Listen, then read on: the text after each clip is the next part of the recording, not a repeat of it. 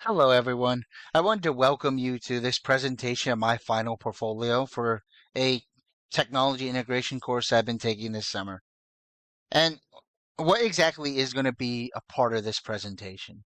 Well, this presentation is going to include some presentations of some work of projects I've worked on this the past 5 or so weeks. And it's also going to include some theories and frameworks on this into how to use technology into your classroom. And the first framework we're going to look at is the ISTE standards. And these are important because they give us a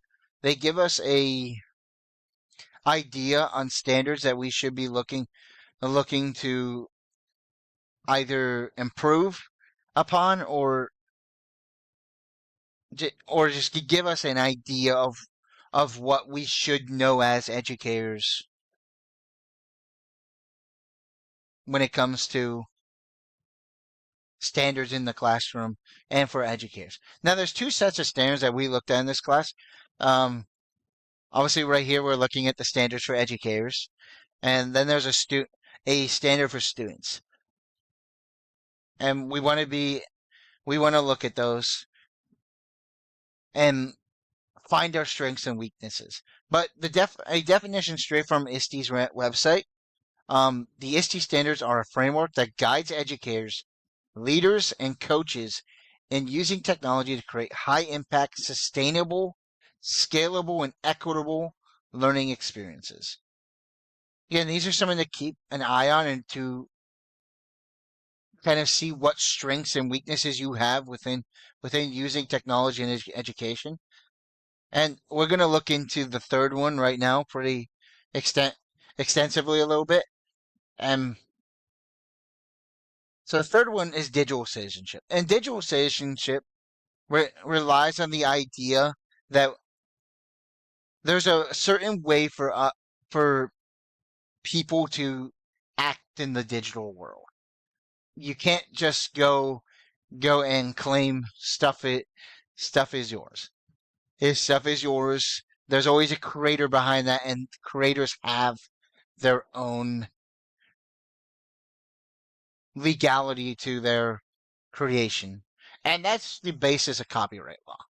So, as an example, if I were to go into a movie theater and watch the new Lilo and Stitch movie, I can't hold my phone up and I'm not allowed to hold my phone up and record it. That's illegal, and that would be breaking their copyright that the that Pixar or Disney has over that said movie. But that's the basic copyright. Copyright law is based on the concept that things belong to people that created them. As I this as the example we just showed, that includes movies, that includes photos, music, etc. Video games is another one that is debated from time to time. Um, Now, how long does this copyright over that someone has over their creation last? Well, it lasts the duration of their life. And then you can add 70 years onto that after their death. It would, yeah, add 70 years on after their death, and they have that copyright to them. Now, there is a position within copyright law that we can where there is material that we can use as the general public. And that is part of the public domain. The public domain is material that is available to the general public without any permission to use it. And what makes something part of the public domain? Well, there's three ways something can be a part of the public domain. All works prior to the year 1923 are part of the public domain. And the second one is we were just talking about how copyrights expire. Once that copyright expires, yeah, you can, it's part of the public domain. Then there's a third reason as well. And the creator themselves could make their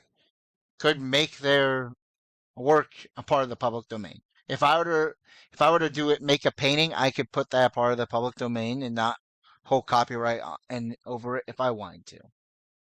And there is one other way that creator can make their work available, and we'll be looking at that in just a second. But there's also the concept in copyright law that is fair use. And fair use is a section of U.S. copyright law that allows people to use portions of copyrighted material without permission for certain types of use. And those certain types of use are criticism, news reporting, and teaching. And I'm going to zone in on the teaching portion here. Say if I'm teaching a U.S. history course, and we're kind of in the middle of the World War II era, and I want to show Hacksaw Ridge to the class. That is considered educational. It's considered me showing that copyrighted material for educational purposes. Now, if I were to show a Lilo and Stitch in a World War II class, that's not educational. It's a good movie, but it's not educational. Ironically, thinking back to my own days of middle school, one of our history teachers liked to show Up in class a lot. Now thinking back, I think he kind of broke copyright law there. But that's a discussion for another time. There's also one other part of finding different images and stuff that you can use, and that's Creative Commons that you're going to come across. Creative Commons is a set of legal licenses that allows creators of copyrighted material to give some public access to their creation while still retaining the legality of the copyright.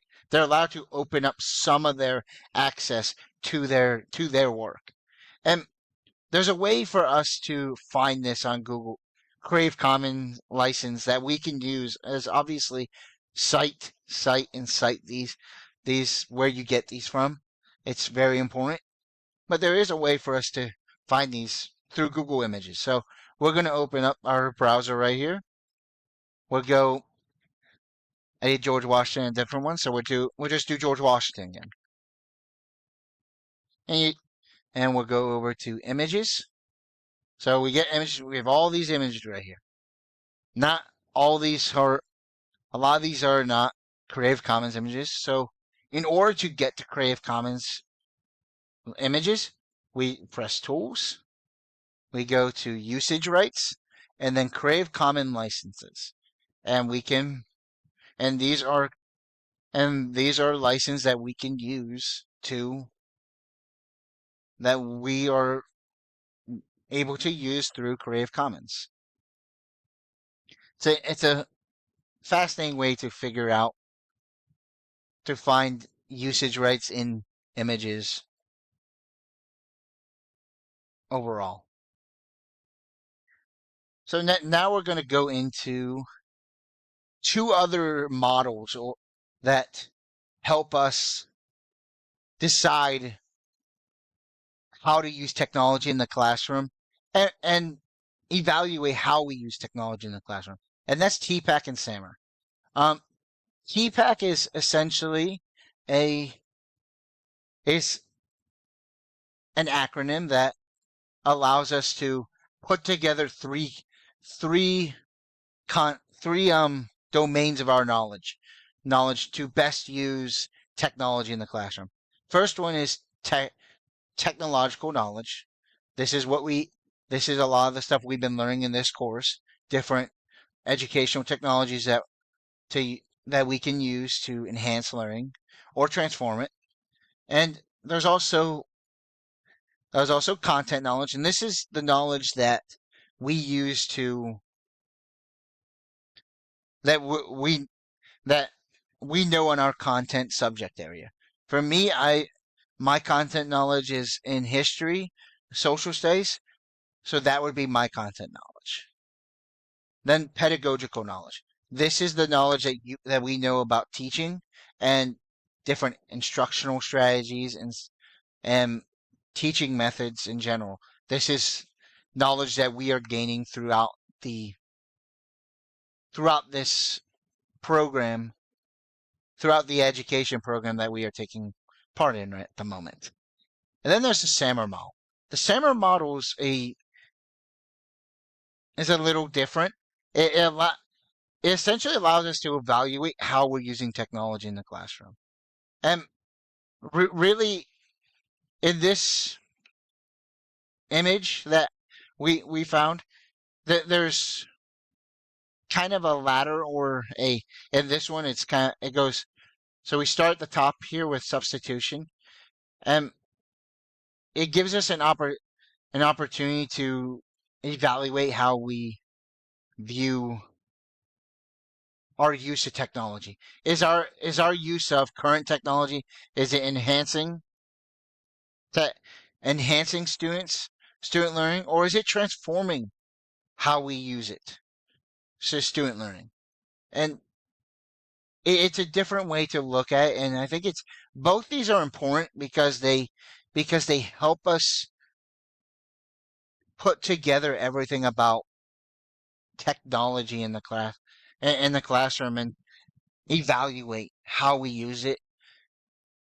And going back to the TPACK model, it allows us to put all of our knowledge that we know within our subject in educational practices and in technology all together to enhance or even transform student learning.